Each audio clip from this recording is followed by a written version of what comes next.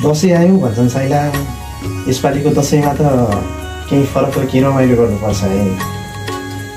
ओहो दाजु, दर्शन गरे है त? दाजु, हजुरले भन्नुभएको त ठिकै हो, तर कसरी चाहिँ रमाइलो गर्ने प्लानमा हुनुहुन्छ त नि? कस्तो हुनु र साइला?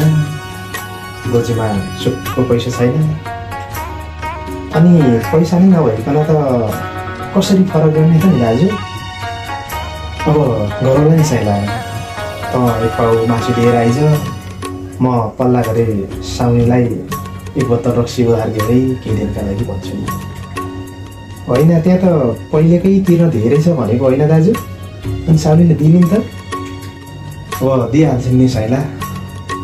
छोरीले विदेशबाट पैसा पठाइदिएको छ, दसैँ तिहारको छुट्टी रहेछ ब्याङ्कमा, भनौँला यसो कुरा मिलाउँला। ए हुन्छ हुन्छ दाजु, रमाइलो गर्ने भयो यसपालिको दसैँ त।